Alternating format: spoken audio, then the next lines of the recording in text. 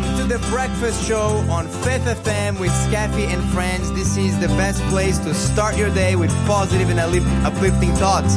You're listening across Australia on 87.6, 87.8 or 88, depending on where you are.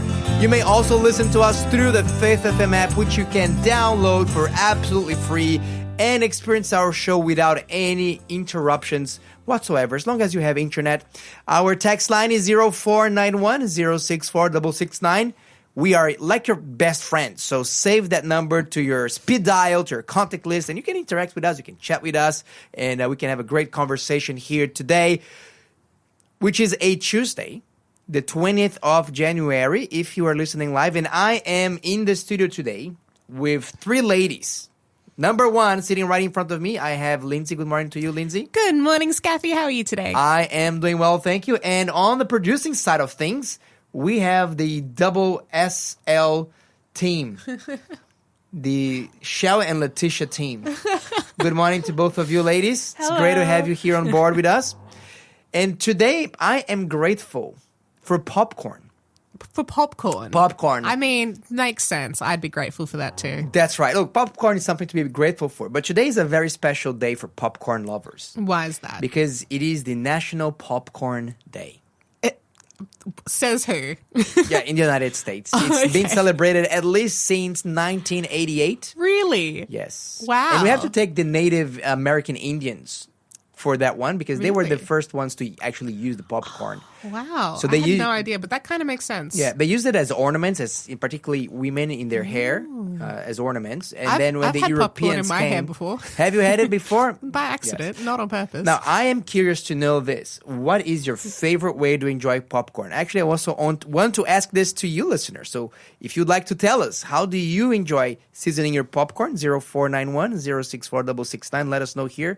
I personally enjoy my popcorn with a little bit of olive oil and yeast flakes. Yeast flakes. It Oh. really transforms it. It makes it an amazing popcorn. I can see nods here from Letitia. I can see nods here from producer Shell. So they know. They know how good it is. way. What about you, Lindsay? What's And your herb amare. It's got yeast flakes and herb amare and olive oil. That's Oh, the best. yeah, herb amare is very nice. I haven't bought it in years, but that's a great little seasoning. I can't do yeast flakes. Like, I have tried to like it, but I just can't like Okay, it. all right. But I am just a fan of, like, the very basic, buttery, salty popcorn. That's all I need. I don't need it sweet or With anything actual else. butter melted and mixed up in it. Like, whatever. Just, like, the very basic, Okay. standard butter and salt. Very good. What about you, Tish? You look like someone that enjoys popcorn. I am. I'm with you there. I also like putting yeast flakes on popcorn. Oh, and good. salt and oil. And so, probably. what about you, producer Shell? Don't we have any sweet popcorn lovers in this room? Apparently. Yeah, I love it. Okay. But, yeah, just the way that I described with yeast flakes and Yeah. herb amare and olive oil. Okay. That's not a sweet No, one. I was wondering did you if say anybody sweet? Yes. Oh, yeah. I mean, Sweet I don't mind version. caramel corn and other things, but I do try to avoid the sugary stuff nowadays. Yeah. Well, that But I makes mean, I sense. do like the way it tastes Yeah, very look, much. popcorn is such a versatile thing. You can use it as head dressings. You can use it as ornaments. You can even use it to ornament your Christmas tree. Actually, producer Shell is quite a specialist. Oh. And she has a beautiful Christmas tree decoration made out of popcorns.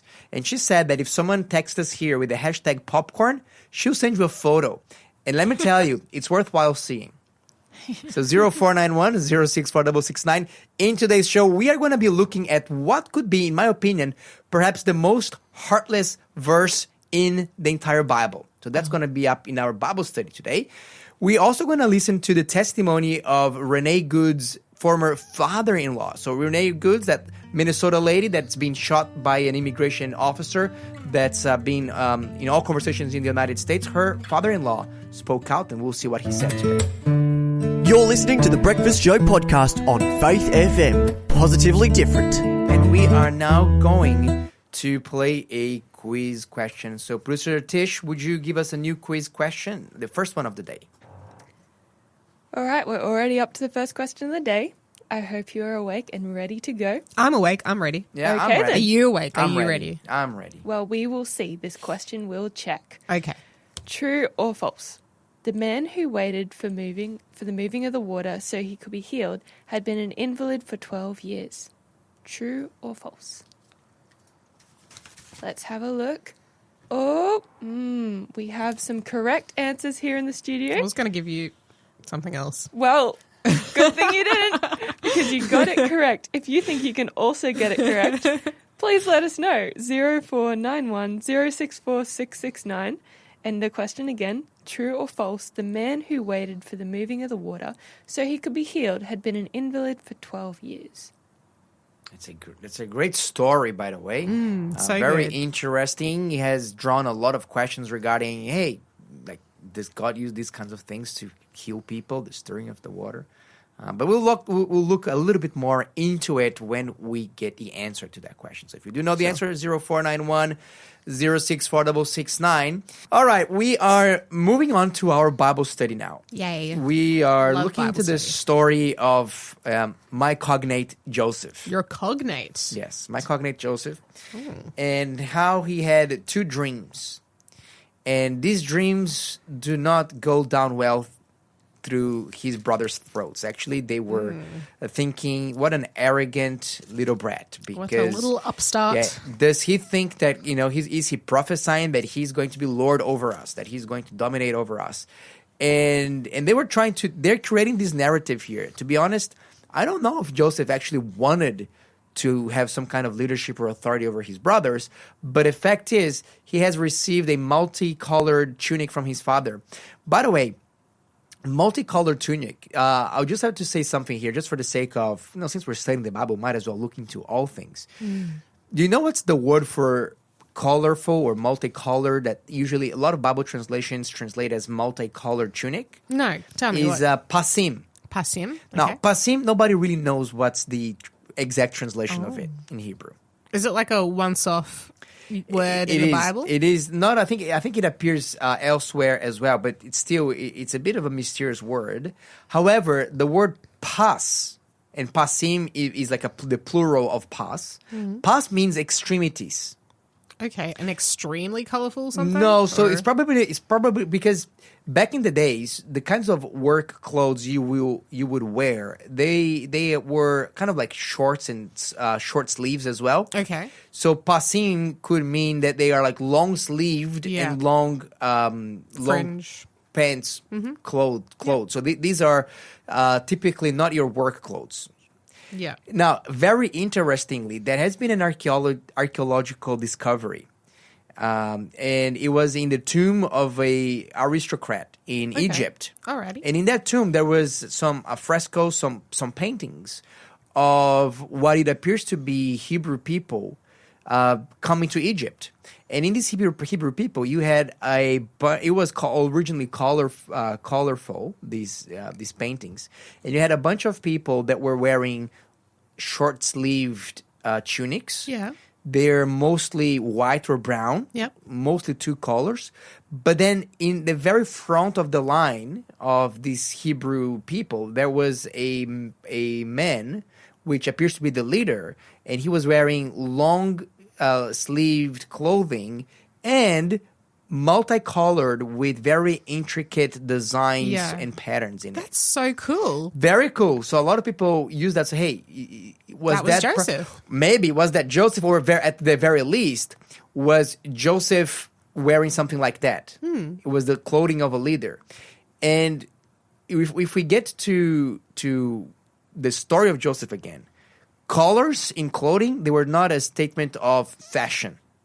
It's not like today where, each person can, use the different colorful colors, or if you're a millennial like me, you're probably more like these, pastel Soft tones. colors. Yep. If you are a Gen Xers, you like, to have like more vibrant colors. That's why true. cars in the 1990s, they were like all red and yellow and blue and green. Nowadays, they're all like black and silver. Yeah. And so it was not a statement of fashion. It was a statement of status. Yeah. Status. Yeah, and like this is really interesting because like I know in later parts of Israelite history, when people of status would wear clothes, they would have longer fringes on their clothes.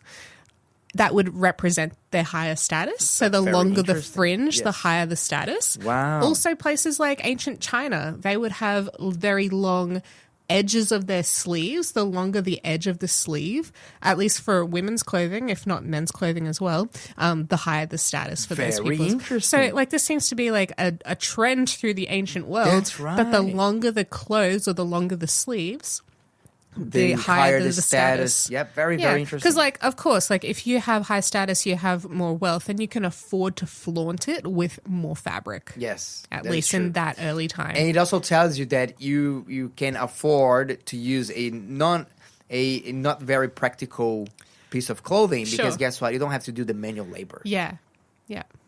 But that's really interesting that they found archaeological evidence Yeah, there is. of the fact. That's right. And look, we don't know if it's Joseph or not, but it does indicate that hey, there's and there's another thing as well.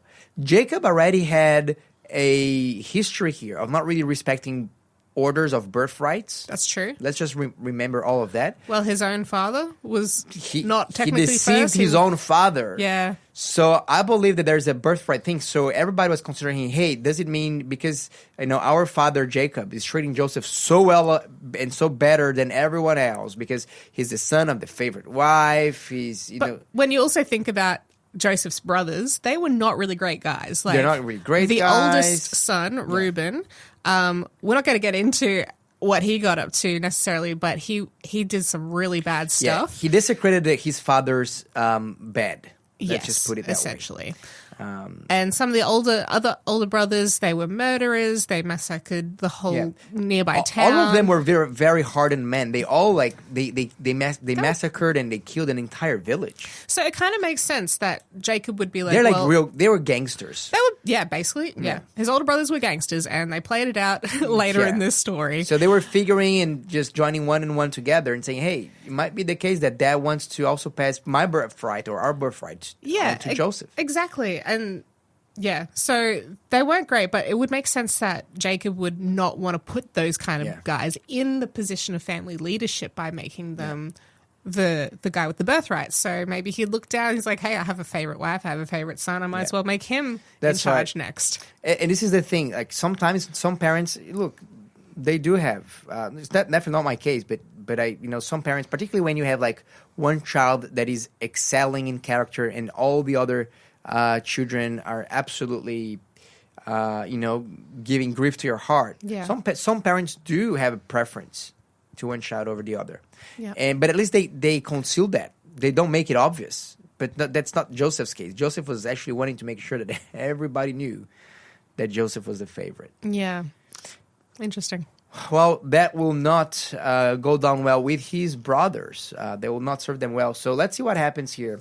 We are going to continue reading our story from verse 12, okay? So let's read from verse 12 onwards. Sure.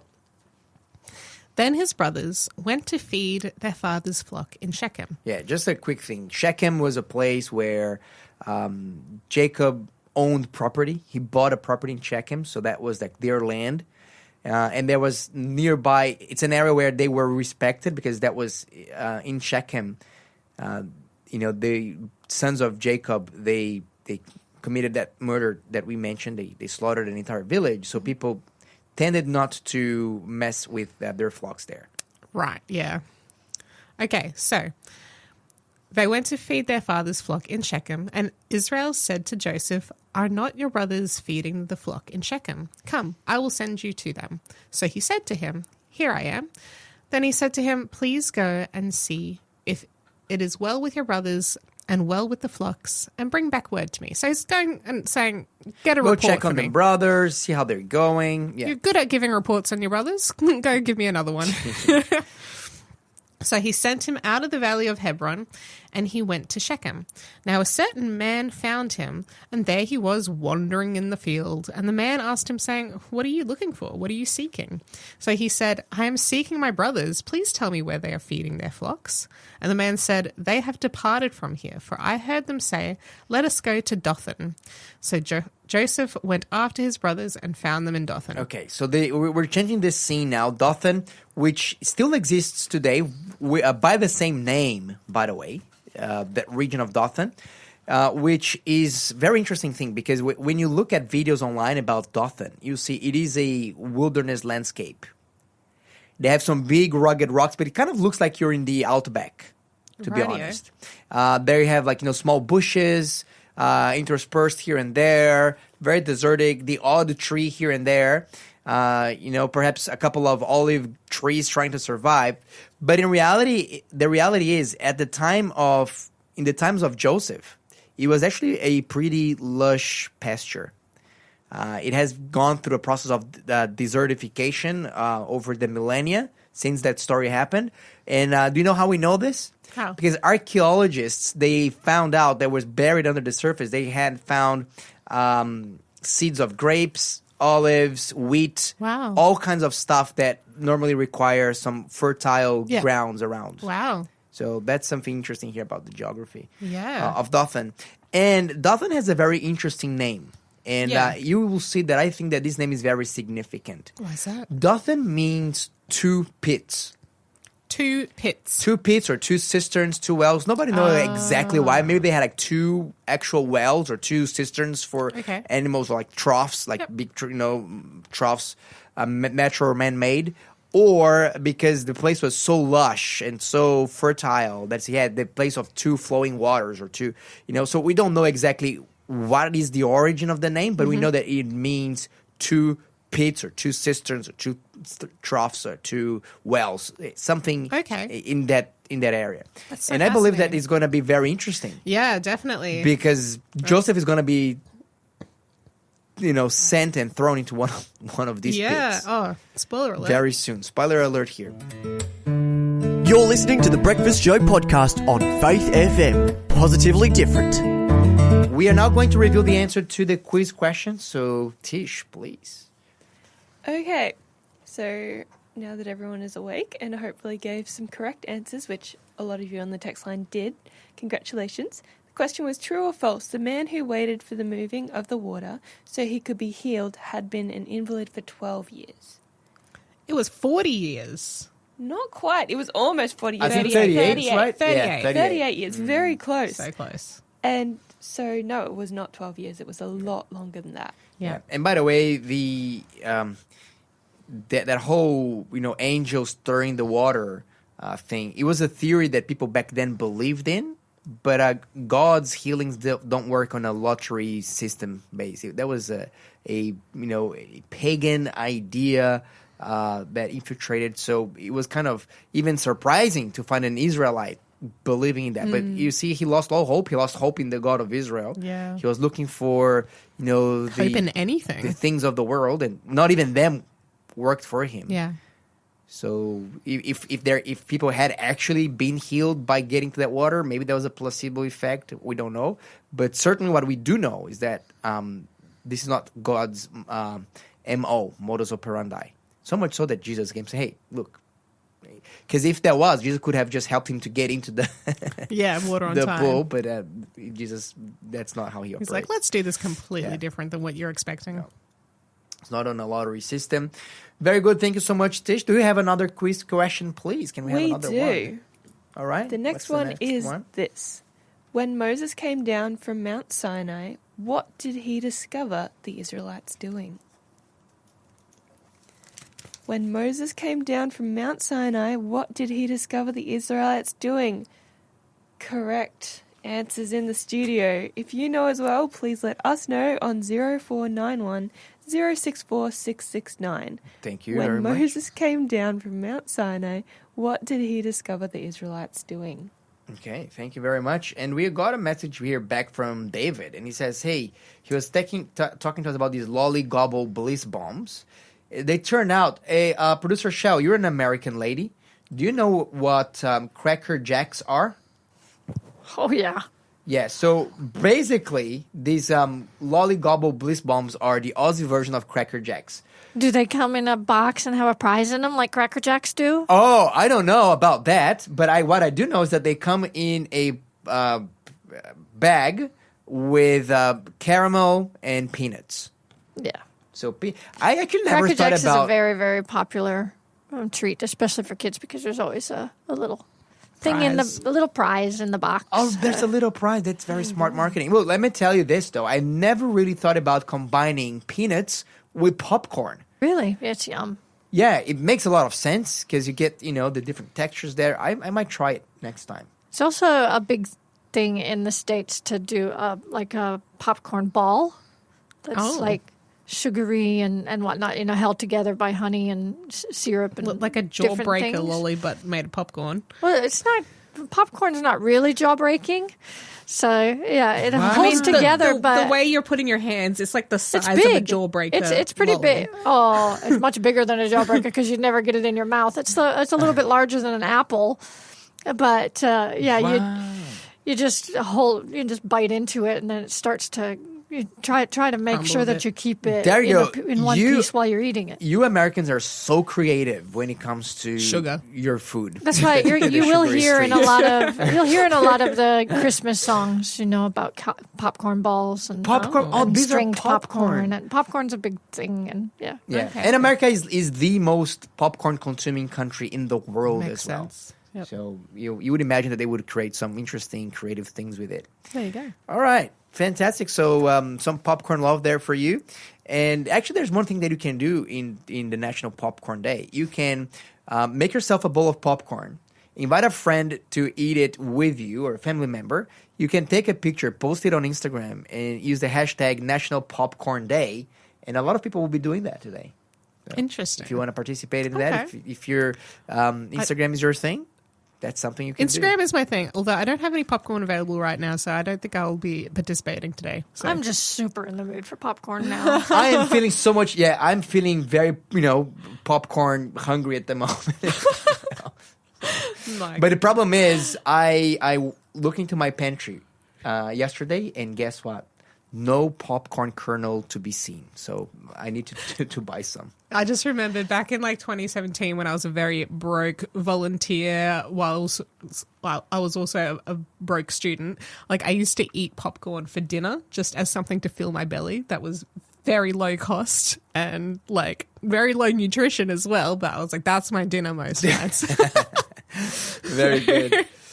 All right, well, let's get back here into our Bible study, shall we, Lindsay? Sure, because let's do it. Joseph is going to Dothan, to the place of two pits. Oh, no. And let's see what happens. What with happens? him. So, verse 18. I mean, it's already interesting that he's gone to Shechem and he's walking around the field kind of half lost, and this guy turns up. He's like, what are you looking for? He's like, my brothers, have you seen them? And where are they? They're like, oh no, they're gone. Yeah. So once again, he's gone off to do a report on his brothers, and they're already not where they're meant to be, and he has to go an extra couple of Ks away. Which makes you think, was that premeditated by the brothers? I don't know. The Bible doesn't say it. Sometimes I imagine that it might have been. Say, let's just go to a place really far away and Get away from him. Yeah, kind of that, what happens in Vegas stays in Vegas kind of thing. What happens in Dothan stays in Dothan because there's no one there to see what's happening. Yeah. So, it makes me wonder. Because in Shechem, everybody knew everybody. Yeah. Yeah. Everybody knew who they were. Everybody, there could have been witnesses. So I wonder. But let's keep reading here and see what happens here. Verse 18. Okay, verse 18.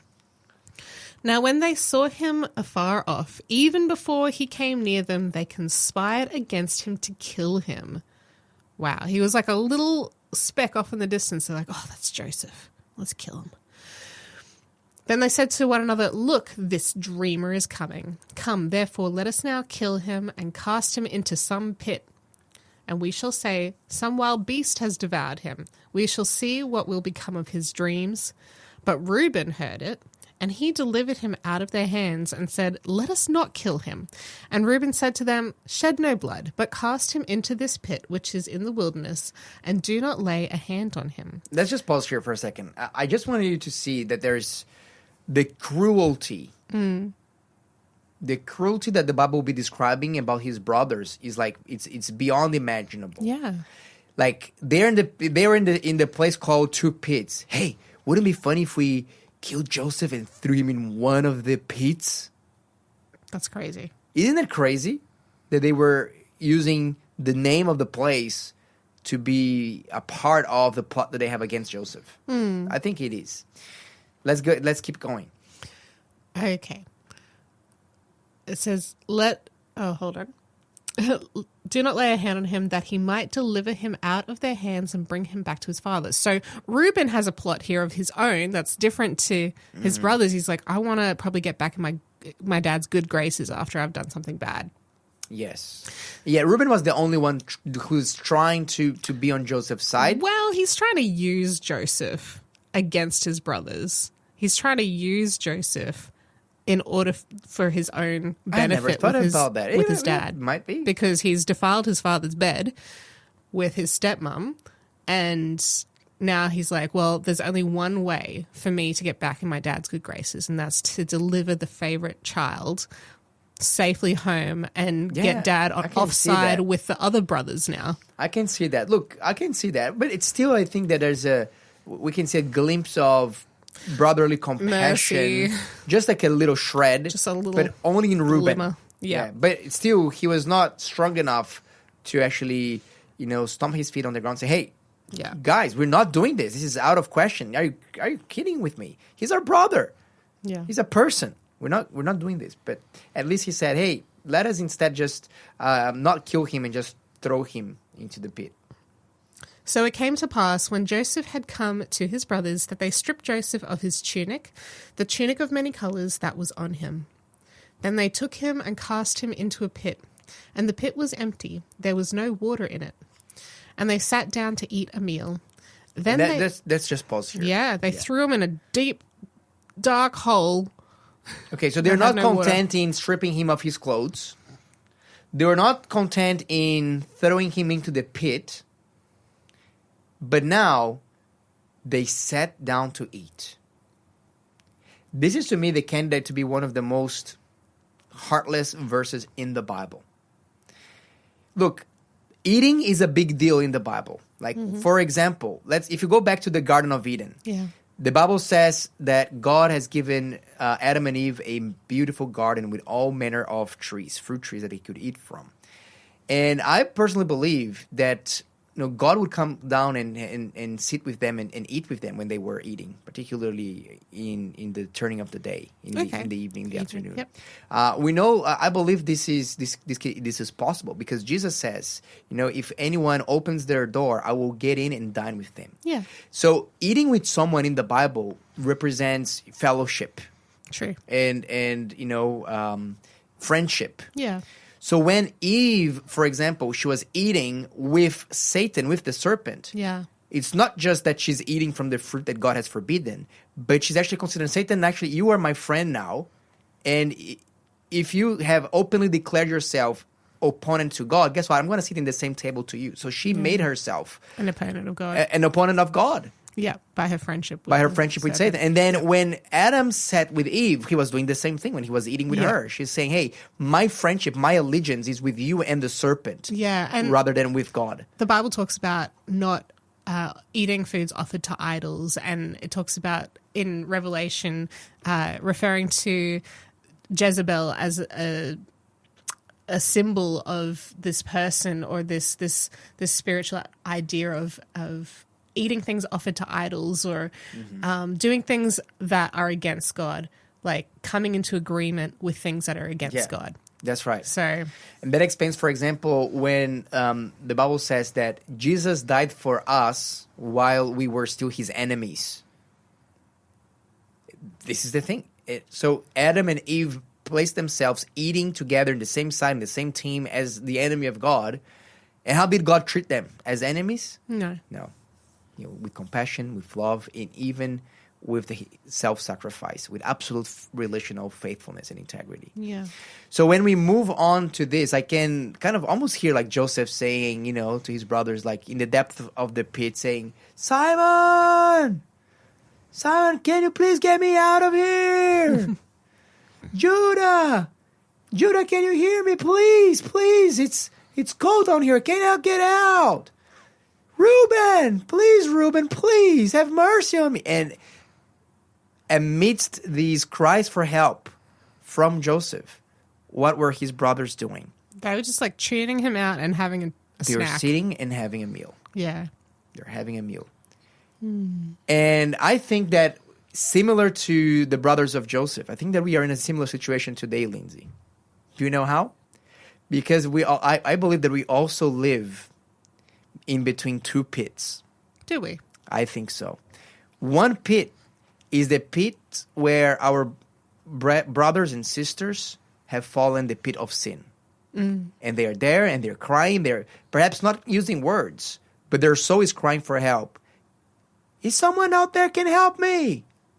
And sometimes I think that we can be like Joseph's brothers. Like we are sitting down, we're having our fellowship, we're eating, while there are a lot of people in darkness that are crying for help, and we're not doing anything to take them out of that pit. Yeah, 100%. The other pit is the empty pit, because Jesus was also cast in the pit, in the tomb, the empty tomb. True. So we are in between these two pits. One pit is empty because Jesus have resurrected from it. The other pit has someone suffering and struggling with the difficulties that sin brings to their life. And I think that God calls us to say, what are we going to be doing in that situation? We're sitting between these two pits. Are we going to ignore it like the brethren of Joseph did? Or are we going to take the example of Jesus and stretch our hands to take them out of that pit? I think it's a very valid, to me, it's a reflection that really resonates with me, digs deep with me, because in my life, I think that it's very easy for me to get very comfortable in my plans and the things that God wants me to do and these kinds of things. But sometimes I realize, hey, but when Jesus says, let your light shine so that others may see it, he says, you do not put a candle in the lowest place of the am You put it in the highest place in the house. You put your light in the place where there's most darkness. And sometimes I ask myself, am I intentionally seeking, trying to find out where is the place of highest darkness that I can possibly think so that my light can shine there? Because what's the purpose of having your light shining in a place where there's a lot of light already being shown? You might as well go put it somewhere where it's going to make more of a difference. That's right. That's right. I was listening to I was watching a little animation about Eric Liddell. Okay. If you heard about him, he was Not a really. missionary. Okay. He was an Olympic champion, like gold medalist, and missionary in China. And he had a fantastic life. Actually, they made a movie about him. Have you heard about the movie The Chariots of Fire? I've heard of it, but I haven't seen it. Well, it is a movie based on on his story. And Eric Liddell says, look, when God asks us to shine our lights, he's asking us to go to the place where darkness is most abundant so that our light can make the biggest difference there. And he has quite an inspirational story. Eric Liddell, he ended up dying very early from a brain tumor. But I think his example, reminds me of that. And I don't not want to be in the same shoes of Joseph's brothers. You're listening to the Breakfast Show podcast on Faith FM. Positively different. And we have been talking about the story of Joseph. And particularly how the brothers of Joseph were sitting between two pits, one empty one and one pit containing his suffering brother and sister. And I think that this is not unlike our situation today. Perhaps it's not so close geographically from us. Perhaps it is. But something to think of here. Are we sitting and eating our meals while ignoring the pleas for help from our brothers in the pit? Or are we, like Jesus, getting into the pit so that we can help them to come out? That's the question for today. If you'd like to learn more about the story of Joseph and his brothers, we have a great resource for you. It's a book called Patriarchs and Prophets. Have you read that book before, Lindsay? I have. Is it a good book? Is it a good read? Great book. I think it's a fantastic read. I like listening to the audio version of it, so Yes. I can drive places and listen to Same. it. It's just a really great way to dig a bit deeper into the Bible stories, get a bit more understanding of what was going on, what was going through people's heads, get your head wrapped around the stories a bit better. That's I just right. like It really builds. deep diving. I into like it. books that build like a little movie in your head. Yeah, exactly. And this is what it does. Pretty it really much. helps to create a movie in your head. And not just for the story that you would imagine is there, but the spiritual depths of what's going on in the background. Absolutely. Look, it's a one of a kind of a book, and today's offer is that book, and it is actually for free. So we can send you an ebook, The Patriarchs and Prophets. And together with the ebook, we will send you a link so you can download each chapter professionally narrated with high quality audio. So you can download to your cell phone, you can download it to your computer, to whatever it is, and you can hear it offline wherever you are in your wanderings, before you go to bed, after you wake up, as you're driving, commuting to and from work. While you're doing the dishes, that's what I tend to do. When you're doing the dishes. So there's always an opportunity to listen to a good book. If you'd like to get the offer, just text us here to 0491 064 669, and our hashtag is Joseph. Hashtag Joseph. And we will send you the ebook for free. Let's get the answer to the quiz question. So, producer Tish, please. The answer to the question. Well, let's just recap the question first so that everyone remembers. When Moses came down from Mount Sinai, what did he discover the Israelites doing?